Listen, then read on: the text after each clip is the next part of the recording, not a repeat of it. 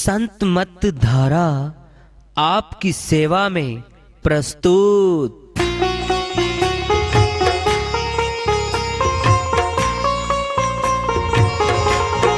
जो चाहता है प्रभु प्यारा वो आओ संत मत धारा। भक्ति भेद बता कर सारा वो कर दे भव के पारा। जो चाहता है प्रभु प्यारा वो आओ संत मत धारा।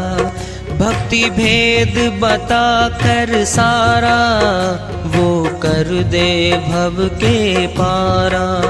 जो चाहता है प्रभु प्यारा।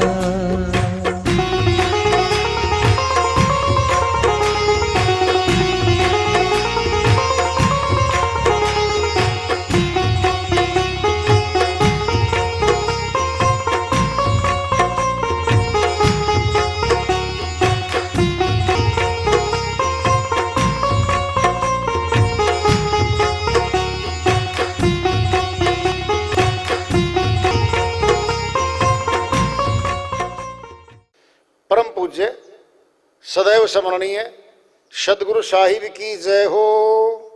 सतनाम साहिब। आदरणीय सर्व संतों की जय हो। उपस्थित आदर के योग प्रभु प्रेमी एवं जिज्ञासु आत्माओं, हम सभी पूर्ण पिता परमात्मा सभी सृष्टियों के रचनहार कुल मालिक हम सबके जीवन का आधार उनकी महिमा को सुनने के लिए एकत्रित हैं। मेरी सभी से अर्ज है कि मैं कोई जगत गुरु नहीं, कोई महाराज नहीं, कोई महामंडलेश्वर नहीं। मैं केवल सभी संतों की चरणों की धूल हूँ और आपका भक्ति मार्ग में सहायक हूँ। मैं अपनी सीधी साधी टूटी फूटी भाषा में, संदुकड़ी भाषा में भक्ति भेद के गूढ़ रहस्यों को उजागर करने वाले विचार आपके समक्ष रख रहा हूँ। यदि अच्छे लगे अपनाएं, नहीं तो गैर जरूरी समझकर विसार दें। हाँ, सत्संग ही एकमात्र प्रभु प्राप्ति का विद्यालय है, विश्वविद्यालय है ये। और हम सभी सत्संग में आए हुए हैं। हम जिज्ञासु तभी तो आए हैं। हम पिछले सत्संगों से वार्ता करते चले आ रहे कि चेतावनी से प्रभु प्राप्ति की ओर इसी अध्याय को, इसी वार्ता को आज फिर आगे बढ़ा रहे हैं। आज का ये विशेष कार्यक्रम है। कबीर साहिब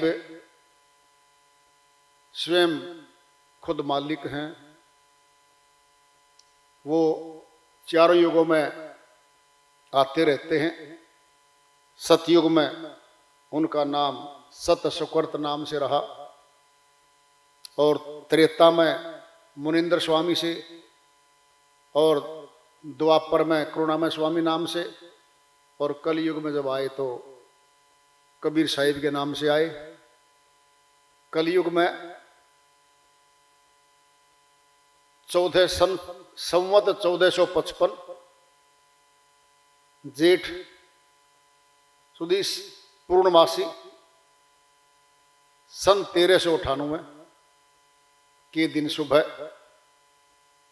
लहर तारा तालाब काशीपुरी में श्री गंगा के किनारे साथ लगता रहा। कमल के फूल पे वहां प्रकट हुए बच्चे रूप में।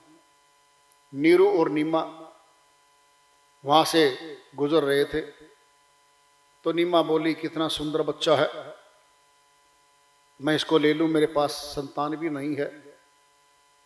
तो निकट जाके बोलती है, मैं ले लूं। नीरू बोला, रहने दे, कोई कह देगा इन्होंने चोरी की है, बच्चा चुराया है, अपहरण किया है किसी का, रहने दे। तो साहिब बोलते हैं वहां पे, पूर्व जन्म के वचन से तोहे मिला मैं आप, भक्ति संदेश सुनाऊंगा, ले चल अपने साथ। ये श्रीवाणी बोल दी साहिब ने बचपन में, बच्चे रूप में। तो डर सा गया नीरू, ये कैसा बच्चा, अद्भुत। फिर साहिब बोले, ले चल, तुम्हारा कल्याण होगा। ले गए साहिब को अब साहिब ने जन्म माता गर्भ से नहीं आए, या होश संभालना पड़ेगा, बच्चे से जवान होंगे तब बोलने लगेंगे, कुछ अनुभूति होंगी, कुछ नहीं ऐसे। धराधाम पे तब आते ही बोलना शुरू कर दिया, सब अनुभव का और सत्य बोला। तो साहिब ने विचार किया, हिंदू और मुसलमान आपस में वैमनस्य है, दोनों धर्म प्रेम नहीं है, कटुता है। उससे पूर्व इस संसार में अष्टांग योग चल रहा था, तपस्या के मार्ग थे, हठ कर्म के मार्ग थे, कर्म कांड के पूजा पाठ के मार्ग थे, प्रभु प्राप्ति के नाम पे ये खूब चल रहे थे। साहिब ने विचार किया कि मैं इन मनुष्य तनों में आई हुई जितनी भी सुरतियां हैं, चाहे हिंदू तन में है चाहे मुसलमान के तन में है, मैं इनको सबको जगाऊंगा, सत्य नाम की डोरी दे के इनको अमरलोक पहुंचाऊंगा। इस बात का लेके उद्देश्य साहिब ने स्टार्ट कर दिया प्रचार।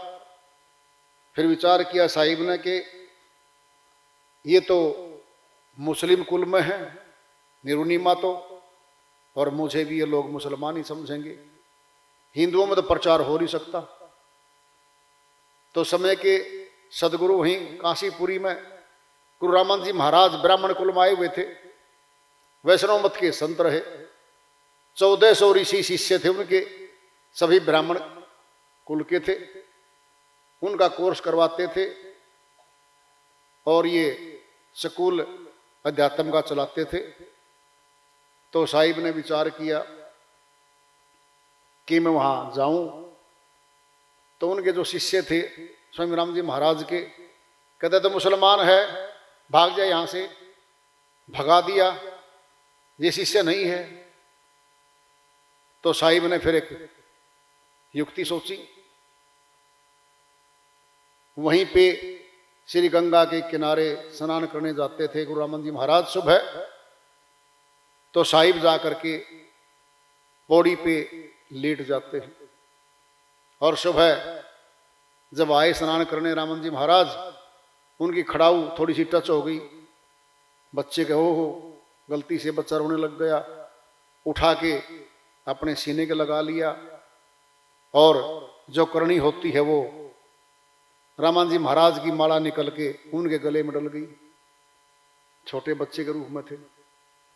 और कहा रामानंद जी महाराज ने, बेटा दर्द नहीं होगा तेरे, राम राम का जाप कर। ये बातें कह करके रामानंद जी महाराज को नहीं पता कौन था बच्चा, चलता रहा कार्य। कुछ दिन बीत गए, फिर एक दिन साहिब पहुंचे तो शिष्य ने रोक दिया। तो साहिब बोले, भाई मैं इनका शिष्य हूं, तुम मुझे मत रोको। फिर भी जब पूजा शुरू होती है, एक साइड में बैठे थे रामानंद जी महाराज, तो शिष्यों ने पर्दा हटा दिया बीच में कि पर्दा हटा दो, इसकी छाया परछाई नहीं पड़ेगी गुरु जी पे, ये मुसलमान कुल से है। और उस समय रामानंद जी महाराज भी मुसलमान कुलों में जन्मों हुओं को सत्संग नहीं सुनाते थे, न नजदीक आने देते थे, ये प्रथा थी उस टाइम। तो अब पूजा शुरू कर दी, ठाकुर की स्नान करवाया, सारा काम करवाया, टोपी पहना दी, माला पहनाना भूल गए। अब वो विचार करते हैं, रामानंद जी महाराज अगर मैं मुकुट उतार के ठाकुर का माला डाल लूंगा तो खंडित होगी मेरी पूजा, तो कैसे करो। विचार कर ही रहे थे तो साहिब बोले, पर्दे के इधर खड़े थे, कहता गुरुजी घुंडी खोल के माला की और गले में डाल के लगा दो घुंडी, न तो पूजा खंडित होगी, न अलग से दोबारा अपना करना पड़ेगा। तो पहचान गए कितना उच्च ज्ञानी होगा ये बच्चा। कहता भाई पर्दा गिरा दो, हटा दो। तो वहां से पूछा कि आप मेरे शिष्य कैसे हो? तो साहिब बोले जी आप स्नान करने गए थे, ऐसे ऐसे एक बच्चा मिला था आपने पौड़ी में लेटा वहां जी, फिर वही तो आपने मेरे को नाम दान कर दिया था, राम राम जब बेटा सीने से लगाया, ये माला भी डाल दिया आपने, तो ये देखो मेरे पास तो माला भी है आपकी। रामन जी बोले बिल्कुल भाई सही है। तो फिर साहिब का वहां जाना शुरू हो गया, सत्संग प्रचार में, उस हाल में संगत में जाने लग गए साहिब। इससे रुष्ट होकर के जो उनके शिष्य थे ब्राह्मण कुल के, वो दरबार को छोड़ के ये कहकर चले गए, रामन जी महाराज आप उसको नजदीक लगा दिया, हम नहीं रहेंगे हम यहाँ। वो दरबार छोड़ के चले गए। तो रामन जी महाराज ने पहचान लिया था शक्ति को, कोई विराट शक्ति आई है, छोटी मोटी शक्ति तो है नहीं। तो उस पर प्रचार चलता रहा। रामन जी महाराज के साथ साहिब बैठ जाते, लोग दूर दूर से आते, सत्संग प्रचार होता। और साहिब ने देखा कि रूढ़िवादिता भक्ति के नाम पे बहुत पाखंड चल रहा है, एक तरह से दुकानदारी चल रही है समाज में। सत भक्ति का, सत्य भक्ति की स्थापना के लिए साहिब ने प्रचार शुरू कर दिया। इसको सुन के तीनों भक्तियों का बखान साहिब ने किया, सरगुण भक्ति, निर्गुण भक्ति, सत्य भक्ति। सरगुण भक्ति साकार की है, बारी हाथों से, जुबान से मंत्र बोल के, आंखों से देख के, पूजा पाठ यज्ञ हवन तीर्थ व्रत दान पुण्य और अनादि अनादि कर्म थे, ये सरगुण भक्ति कहलाती है। इसका साहिब ने मूल्य बताया, इसमें ये लाभ मिलेगा आपको। अष्टांग योग की भक्ति साहिब ने बताई, 8 अंगों की भक्ति, इसमें रिद्धि सीधी करामातें मिलेंगी, मालिक नहीं मिलेगा दूर तक भी। इसकी कीमत बताई तुलना करके। सत्य भक्ति, सत्य लोक की भक्ति, सत्य पुरुष की भक्ति, इसका बखान किया। साहिब ने कहा सत्य भक्ति अमरलोक की भक्ति है, आवागमन से काट के दूर करके सदैवी मुक्ति धाम को ले जाने वाली भक्ति है। इस प्रचार को सुन के काशीपुरी के लोग और दाएं बाएं के सभी खिलाफत लग गए कर्ण साहिब की, और साहिब को भला बुरा बोलने लग गए। और मुसलमानों में काजियों के यहाँ शरीयत होती है कर्मकांड की, साहिब उनके बारे में बोलते हैं कि ये भी गलत करते हैं। गला काटी बिस्मिल करे किया कहे हलाल, साहिब लेखा मांगसी तभी कौन हवाल। साहिबानी बोलते हैं कि मुस्लिम में बकरीद आती है, कहते तो कुर्बानी देते हैं हम, गला काटते हैं बकरे का। किया कहे हलाल, कहते हलाल कर रहे हैं इसको। साहिब लेखा मांगसी तभी कौन हवाल। साहिब कहते हैं सत्य पुरुष लेखा मांगेगा तो मैंने ये पाप कर्म किया है, कौन सा हवाला देके छूटोगे भाई। बहुत श्री वाणियां मुस्लिम प्रचलित धर्म में जो कुछ चला रहा था उसके बारे में बहुत बोल दिया साहिब ने, दोनों के बारे में बोल दिया। हिंदू कहे मोहे राम प्यारा, मुसलमान कहे रहमाना, आपस में दो लड़ मरत हैं, मरम ने को जाना। साहिब ने दोनों को कहा, हिंदू कहते हमारा राम बड़ा है, मुस्लिम कहते रहमान बड़ा है। आपस में दो लड़ मरे, ऊंचा नीचा बताते हुए आपस में झगड़ा करने लग गए, मरम ने को जाना।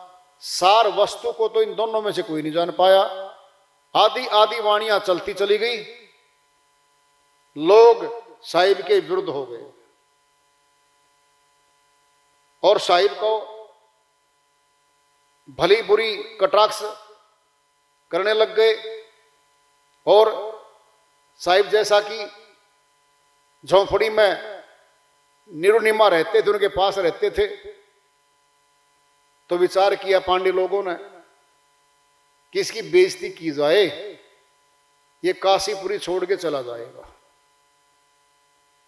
योजना बनाई कि भाई ऐसे करो कि कबीर साहिब भंडारा करेंगे, लाखों लोग आएंगे, गांव गांव प्रचार कर दो शहर में, और साहिब के नाम पे लोग आएंगे इसकी कुटिया के बाहर। इसके पास तो गरीब है, 10 व्यक्तियों को कराने का भोजन का इंतजाम भी नहीं है, इंतजाम होना नहीं है। लोग इसको बेइज्जती करेंगे, इसको गालियां देंगे, और ये डर के, शर्मा के, संकोच में यहां से भाग जाएगा, मुड़ के कभी नहीं आएगा यहां पे। ये योजना बना ली। तो एक श्रीवाणी आती है इसी संदर्भ में, उसको लेते हैं, उसमें काफी बखान है। इसी भंडारे के संबंध में जो काशीपुरी के पांडे लोगों ने साहिब के विरुद्ध षड्यंत्र किया था, वह श्रीवाणी के माध्यम से आ रहा है, भजन के माध्यम से है। उसको लेते हैं। साहिब अपनी श्रीवाणी में फरमाते हैं, सतगुरु के बिना कौन बंधावे मारी धीर।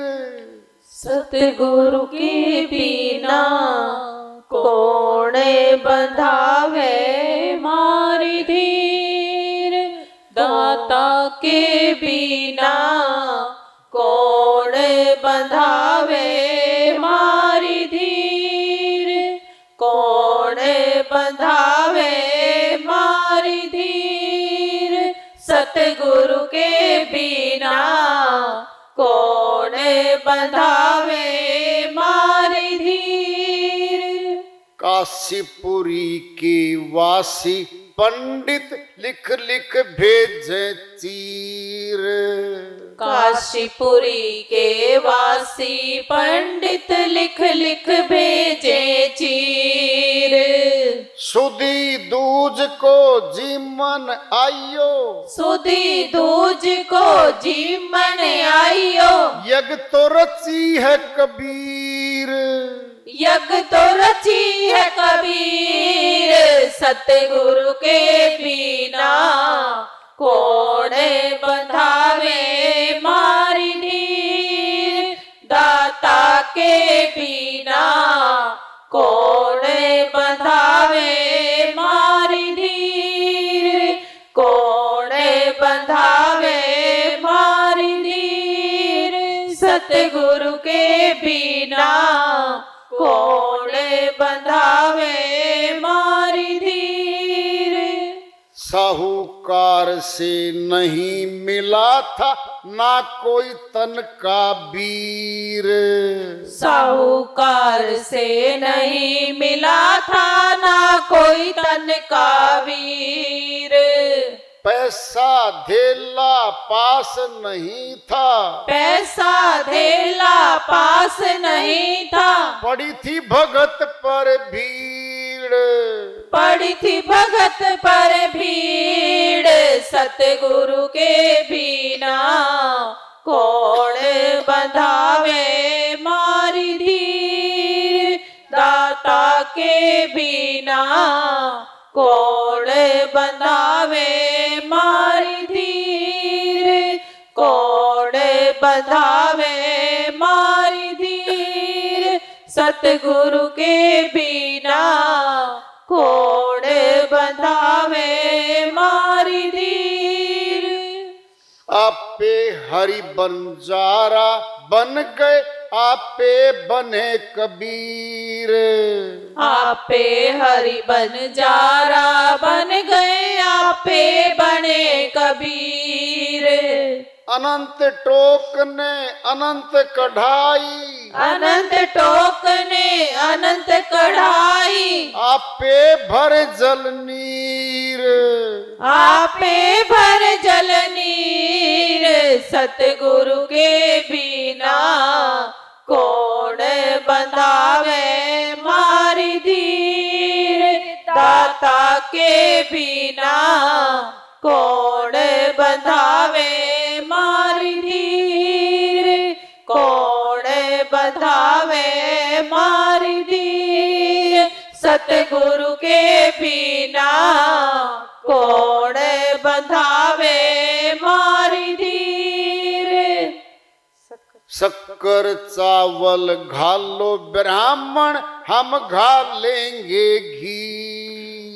शक्कर चावल घालो ब्राह्मण, हम घालेंगे घी। कहे कबीर सुनो भाई साधो, कहे कबीर सुनो भाई साधो। भक्तों की सुध लीन, भक्तों की सुध लीन। सतगुरु के बिना कौन बंधावे मारी धीर। दाता के बिना कौन बंधावे मारी धीर। कौन बंधावे मारी धीर। सतगुरु के बिना कौन बंधावे मारी धीर। साहिब मिश्री वाणी आई है, उन्हीं की दया से, मेहर से इसको सरल करते इसका अनुवाद कर लेते हैं। साहिब कहते हैं, भाई काशीपुरी के वासी पंडित लिख लिख भेजे चीर। चीर मैंने चिट्ठियां, गांव गांव गली गली भेज दिया।